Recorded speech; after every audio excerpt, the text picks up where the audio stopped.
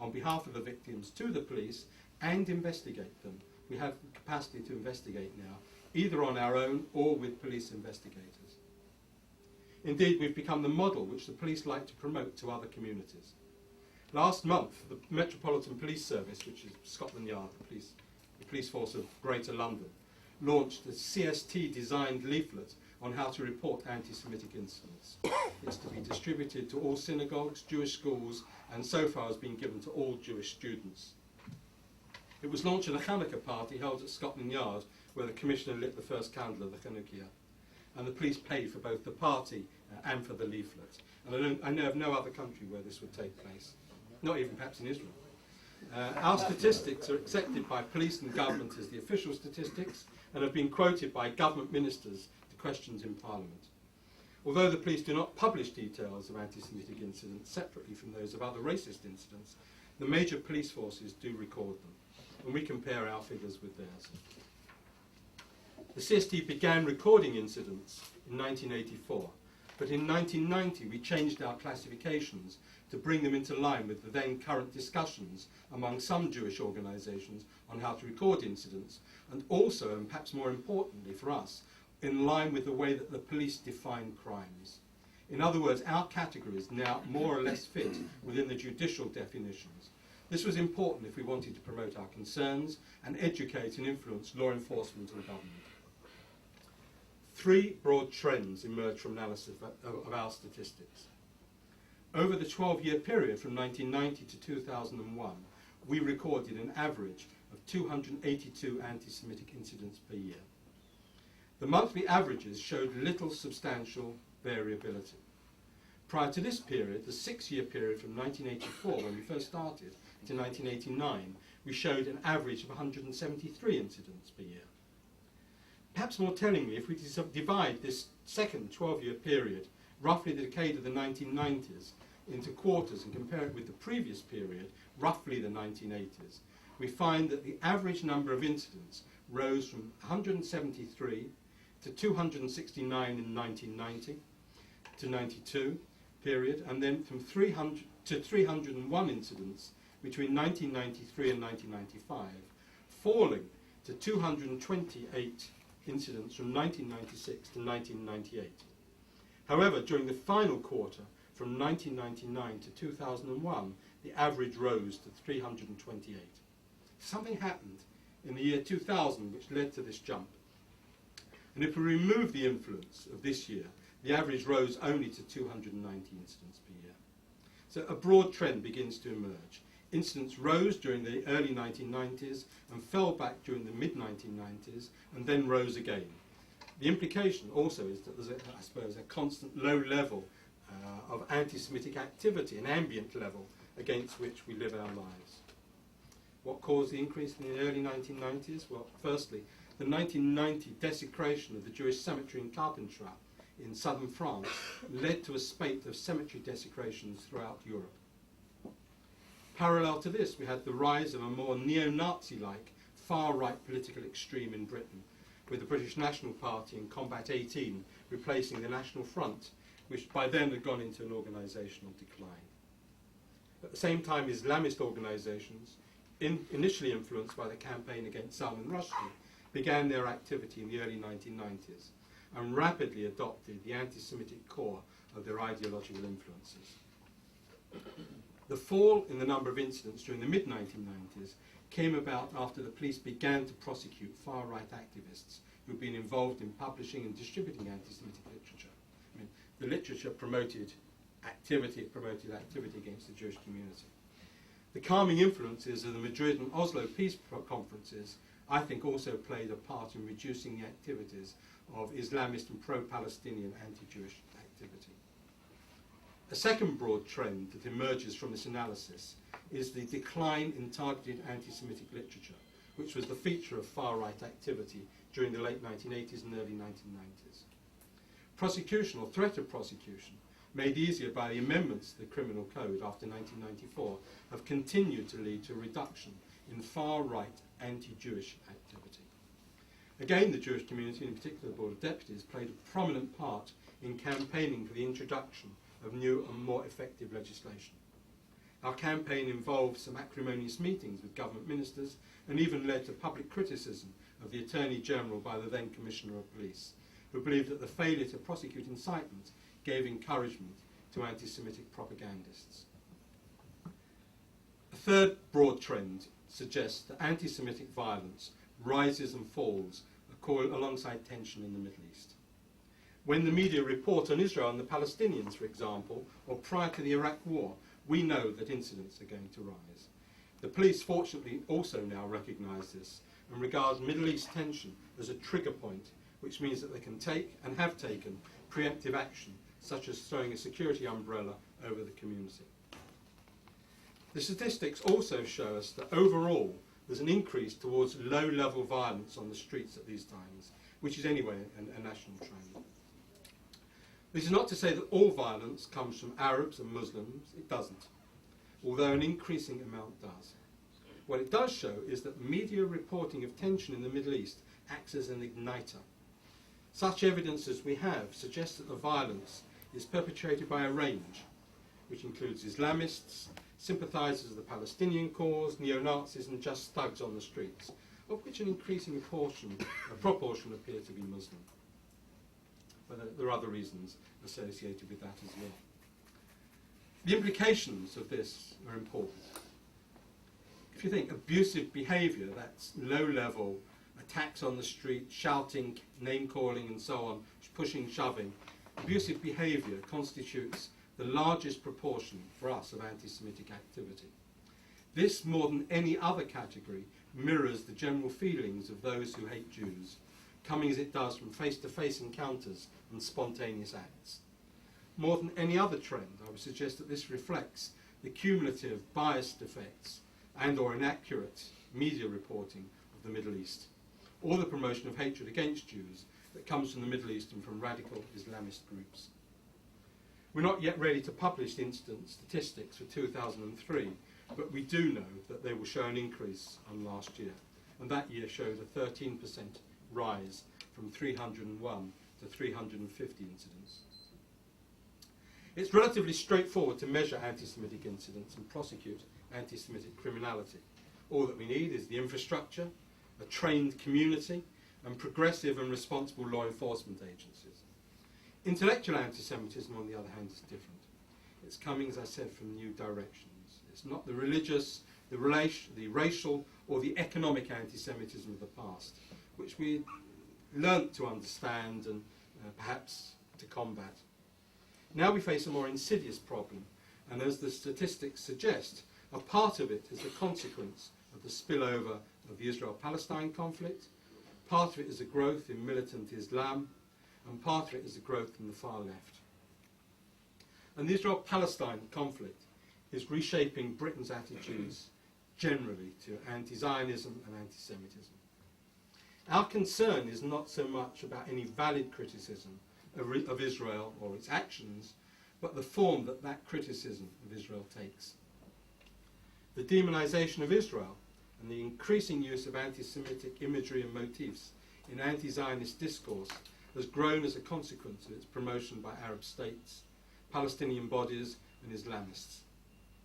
The identification of Israel with the USA also provides a new vehicle for anti-Semites. In a perceptive article recently, the Dutch-born journalist Ian Baruma noted that the European political discourse accepts not only anti-Zionism, but also in a belief in the power of Jewish influence in the USA. Whereas in the USA, there's little criticism of Israel or Zionism, lest the perpetrator be labelled anti-Semitic. In Britain, again, the situation falls midway, I think. The outburst by Tandiel, the longest-serving Member of Parliament in the House of Commons last year, that British foreign policy making was influenced by a Jewish cabal, note the word cabal, surrounding President Bush, drew widespread public criticism, but he wasn't forced to resign, as commentators suggest he would have done elsewhere. Media criticism of Israel just occasionally descends into outright anti-Semitism. A few noted journalists, such as Richard Ingrams, the founding editor of the satirical weekly Private Eye, and a regular writer in the Observer Sunday newspaper, Brian Sewell, A.N. Wilson, the Evening Standard correspondents, and the leftist Paul Foote, seem to represent examples of the old-fashioned English disdain for the Jew. Generally, the media, I think, is pro-Jewish, and while its coverage of Israel is sometimes and certainly objectionable, and the Iraq War allowed some commentators to suggest that it was a Zionist American conspiracy, overall the situation is reasonably balanced. This is measurable by analysis of editorial comment rather than the writings of regular or occasional correspondents. In a recent commentary article, Joseph Joffe suggests that Israel is seen in Europe as inherently guilty, just as the Jews were once considered inherently guilty. I don't think that's the case in Britain. Generally, the national media are either neutral in Israel, or in the case of some, such as the Telegraph Group and the Populist Sun, pro-Israel. The BBC and 3 mainstream journals, however, stand out in this regard: The Independent, The Guardian and The New Statesman. The anti-Semitic allusion in the New Statesman's front cover last year were, I suggest, mostly an aberration, just as were the Independent's use of Dave Brown's series of cartoons with anti-Semitic overtones. Brown's cartoons are generally sarcastic and hard-hitting on all the issues he covers, but particularly when he deals with Sharon. The Guardian's views generally reflect those of the left in Britain. Its anti-Semitic Zionism does occasionally lapse into anti-Semitic conspiracy motives and its blatant dislike of the present Israeli government. But it goes beyond this, as when, for example, it continues to give space to an Islamist journalist who not only writes that Israel has no right to exist, but whose involvement in anti-Jewish organisations was neither noted nor explained, even when it was pointed out to them. Jewish readers of these can't but help feel that there's a double standard operating with regard to Israel. What poses as anti-Israel comment is sometimes in reality motivated by anti-Semitism. Dave Brown may have denied that his independent cartoon of Sharon devouring a Palestinian baby was a pastiche of Goya's Saturn devouring his own child, or the revolution devouring its own child, but Jews saw it as a blood libel. The New Statesman's front cover of Magen David piercing the Union Jack beneath the headline "A Kosher Conspiracy" was a virtual crash course in anti-Semitic iconography, as Jonathan Friedland of The Guardian observed. The BBC is certainly guilty of blaming Israel to an unreasonable extent for the Middle East impasse, and in giving airtime to commentators who are so anti-Israel that they either don't recognise Israel's right to exist or distort the truth and lay themselves justifiably open to accusations of failing in their duty. Only severe criticism and Israel's temporary withdrawal of cooperation with the BBC has led to them re-examining their criticism and perhaps in recent months beginning to address their failings. And I think Trevor Asserson's and Elisheva Mironi's work in this regard is very important, but there have also been a continuing series of high-level meetings with the BBC senior staff and with governors, I think, which have also played a very important role here. But is the BBC anti-Semitic? I don't think so. I think it's a failure of accuracy combined with a lack of historical knowledge that became endemic until it was challenged. Criticism of the BBC overlooks its continuing commitment to investigating anti-Semitism, racism, and now Islamist extremism. And they go further in doing this, I think, than any of the commercial networks. Let me turn to look at the Islamist extremism. The British Muslim community is primarily of Indian subcontinent origin rather than Arab. It's less directly involved in the Middle East, perhaps, than might be the case if it were, for example, North African origin. But Britain has become a focus and a safe haven for Islamist activity. Islamist religious influences and the reaction to society racism are pushing growing numbers of young Muslim men towards Islamist ideology. The Muslim Brotherhood, the Whine Islami, and its ideological Asian parallel, which perhaps are more important in Britain, the Jamaat Islami, exert increasing influences on some members of the British Muslim community, most especially young members. Smaller groups are also equally active. The Tablighi Jamaat, a worldwide revivalist group, and the Salafists are also active. Saudi Wahhabi influence is perhaps not as important in the UK as elsewhere, and one even finds echoes of Saudi antipathy within the Muslim community, which to a far smaller extent has been financed by Saudi government funding, Saudi charitable funding, than, say, the American Muslim community. It's also important to remember that less than 8% of Britain's population is from a non-white ethnic group, that 90% of this particular group identify anyway as British, and the group with the highest risk of crime are those of Pakistani and Bangladeshi origin. In other words, they constitute a very small proportion, and moreover, they are more victims than other groups. Another threat comes from the far left, which has always been anti-Zionist, and substantial elements of it which are now increasingly influenced by Islamist anti-Israeli positions. It's their anti-Zionism, with its occasional portrayal of a worldwide Zionist conspiracy that is a direct denial of Jewish self-definition and indeed of Jewish history and aspirations. Anti-globalism and the rallies and the meetings against the Iraq war have prompted this growth between the far left and Islamists, particularly the Muslim Association of Britain, the representative of the Muslim Brotherhood in Britain. The apparent contradictions of socialists and Islamists forming political coalitions are brushed aside, or at least overcome, in their desire to create a broad front against the Iraq war. It is at their events and in their literature that one sees this confluence most starkly. The danger of using banners that equate Zionism with Nazism is that you end up, for example, with elements of the far-left Socialist Labour Party, party of Arthur Scargill, hailing Asif Mohammed Khanif, the British Muslim who carried out the suicide bombing in Tel Aviv last April, as a hero of revolutionary youth, who carried out his bombings in the spirit of internationalism. It also led British delegates in the Che Leila Youth Brigade, a tiny and radical left-wing student group named after Che Guevara and Leila Khaled, the PFLP, to hold a meeting with Palestinian Islamic Jihad last year. It allows far-left politicians to sit down with anti-Semitic fascists like Vladimir Zhirinovsky, the Frenchman Serge Tillon, or officials of the Front National and the Vlaams Bloc, as George Galloway, the rebel MP, and other British delegates did at international meetings against the war in Iraq, or as Galloway did a few weeks ago with Hezbollah. I mentioned the attitude of the church before, and I think there are 2 points to be made here. Firstly, that Britain does not suffer the guilt that continental European countries do over the Holocaust. One can criticise Britain for not allowing more Jews into Britain, or indeed to mandate Palestine, for interning them during the early war years when it was obvious that they had talents that could and should have been used quicker in the anti-Nazi struggle. That Britain could have bombed the railway lines to Auschwitz, but generally Britain does not regard itself as requiring rehabilitation like other European countries. The Church in Britain never compromised itself with Nazism or fascism, and took an early lead in opposing both and the homegrown British variants. As I said before, the Church now is subject to different pressures, particularly from Palestinian Anglicans, who have made a particular point of travelling and lecturing in Britain.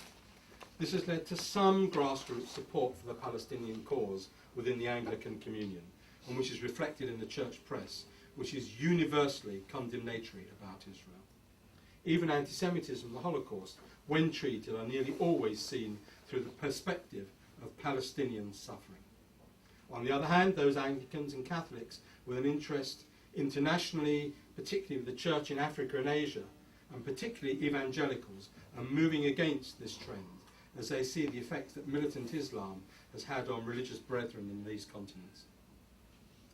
The Christian aid agencies and those agencies withdraw their support from Christians do provide a focus for increasing and unsupportable criticism of Israel and Zionism. Look at the left. Again, the reaction to globalisation in Britain has been less violent and less anti-Semitic than elsewhere. Marches by anti-globalisation protesters and the literature that they have published have not openly blamed the spread of global capitalism on Jews or Zionists as one sees elsewhere.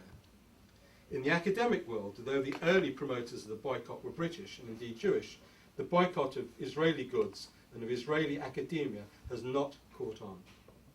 Demonstrators by boycotters outside what are perceived to be Jewish-owned retail stores, for example, although continuing, have been very small and organised completely by far-left groups and pro-Palestinian activists.